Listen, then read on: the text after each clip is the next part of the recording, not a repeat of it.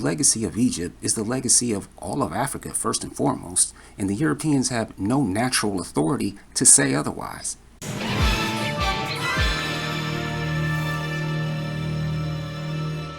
What's up, guys?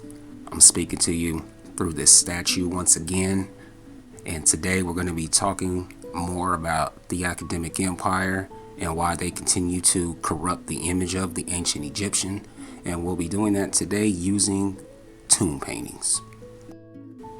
Before we start, let's make it clear that there are no Western European, Celtic, Germanic, Anglo-Scandinavian, or Indian guests on the walls of Egypt, and that explains why they've spent years creating their own artwork so they can live out their Egypto fantasies. Now, to start, the laziest and easiest grift in Egyptology is posting light-skinned, so-called Caucasoid statues and paintings while insinuating that no black people were in Egypt or even remotely relevant. I'm here to tell you today that's the mindset of an academic grifter. Here we have the combination of a Eurocentric academic and his baby bird YouTuber, and we see that this baby bird is very hungry.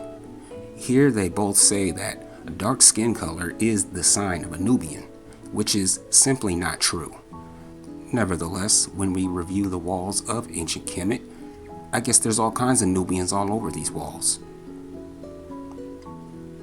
I guess that explains why their great-granddaddies were saying that almost Nefertari was an Ethiopian princess. And since they have no scruples, they constantly change their stories on the fly. And then they start talking about skin tans and other gibberish. We also see here the disrespect of the Grand Master, Ashraquesi. We see here Phoenician 7 telling bold-faced lies in public on the internet. Here we're looking at the typical type of skin color that would be on the walls of Egypt. This is on the average day. My question for the haters is, what about this Middle Kingdom Egyptian princess? Is she also an Arabic chick who's giving it up for fertility of the land? Or is this a Nubian too? What's the excuse this time?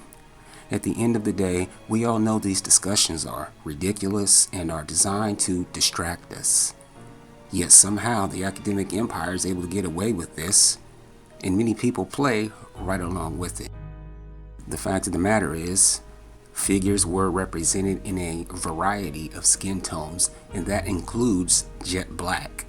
And this has been represented at all levels of society. Egyptians and Nubians were normally presented in the exact same skin shades, and many times even looked the same. We can observe examples of that here, where we see these so-called Nubians being presented as the exact same reddish brown as the average Egyptian, and also jet black, just like our queen, almost Nefertari. But there's an excuse for Nefertari and an excuse for the Nubians every single time. The least represented skin tone was the flesh tone color that the Eurocentrics like to show. Anything outside of that just gets called Negro shop. At the end of the day, we end up getting a lot of homemade pictures where they just completely change everything to look like them. They deny that they do that. Let's take a look at this white scribe. When we go to review a statuette of a scribe, I guess he just went ahead and darkened with age. One thing that they are fans of is stealing identities. Rest assured that no classical Egyptian queen ever looked like this. This is a cartoon. It's the fantasy of white women everywhere, but it was all a dream. Unfortunately for them, they would have been lucky to be a slave, let alone a classical Egyptian queen. And let's not forget that as of this date, the earliest European lineages are not found in North Africa until about 480 BC. So if I was them, I would hold my horses. When we review recreated images of mainstream kingdoms, it's plain to see that they get proper representation for the most part. Here we have a mighty Mongol prepared to defeat his enemies. When we go to check out Japanese society in the Middle Ages, there's no question as to who that is. At any time, we can observe Russian warriors, and their physical appearance will not have its own Wikipedia article.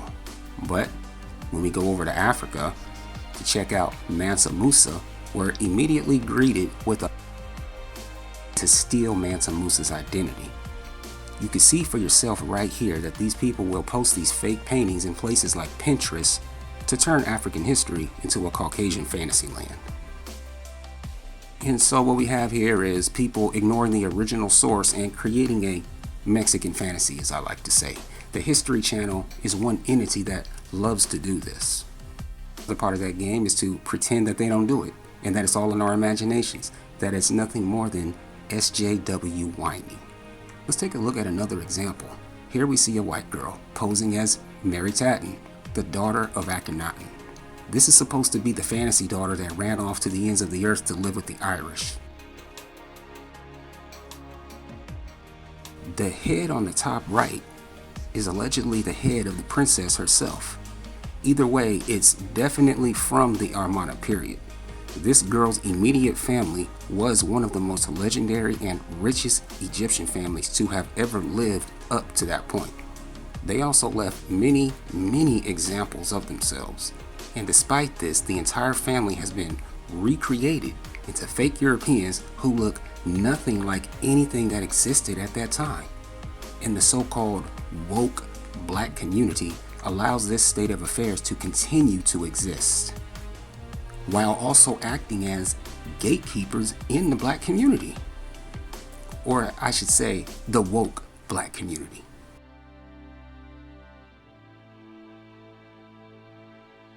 And so far we can see for ourselves how the Eurocentric academic empire has systematically recreated real Egyptian tomb paintings that consistently are lightened up several shades lighter than the originals. There are more examples of this than I have time for here. Simultaneously, they'll tell us that skin color doesn't matter, or even say that we never said the Egyptians were white. If that's the case, why is legitimate Egyptian art constantly thrown in the trash for outright disrespectful images?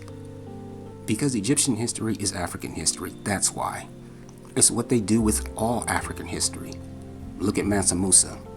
And as a side note, let me say that these non-black Egyptians that were in Egypt from the earliest of times were mostly the descendants of the original goat herders that came into Egypt and came in faster towards the end of the Middle Kingdom. These people did not come from sophisticated areas.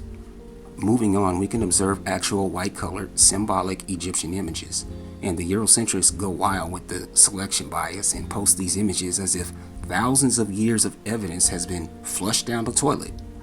But they are the ones who have to live with the fact that images like this are in fact rare. Most of the time, the stock Egyptian is more like the examples on the left, and this is at all levels. Some of the greatest art in Egyptian history languishes in obscurity and is replaced by low-quality efforts and even fake artifacts. I would say it's a shame, but these people have no shame. Another tactic they use is faded or damaged artifacts. Here we can observe that the original dark brown skin color of the figures has either faded or was scratched off. It's important to note that the other areas of the paint are not nearly as damaged as the actual skin here. Let me know in the comments what you think. Now, what the haters do is post this picture and say this is a real Egyptian in order to insinuate a Germanic connection at the end of the day, or whatever is their fancy. And again, that's all a fantasy. They know that, so they're not above using faded tomb paintings in their madness. Here, King Tut has been transformed into a white bum. He checks all the boxes for turning the black man into an effeminate creature, and they make sure he's in a diaper, naked, wearing nothing princely at all. And this is because they hate King Tut and everything he represents to them, which is the ultimate expression of the black man, to promote this abuse with impunity, such as when they ripped off King Tut's beard and then claimed it was a happy accident. Today's examples are only the tip of the iceberg. There's probably more manufactured images of Egyptians made in the past 200 years than 3,000 years of Egyptian history at this point. and they make sure their homemade drawings are the opposite of real life tomb paintings, all drawn by and for European descended Egypt groupies who had nothing to do whatsoever with the establishment of Egyptian culture. That much has been demonstrated for years, and even they know this. They know this. They've gotten so desperate at this point that they have continued to obscure Nubian identities like they do here. But when it's time to be a Nubian slave, there's no fake picture for that. And that's because it was all a game the entire time. There are many black people who choose to lose this game, which is a game that should be easy to win.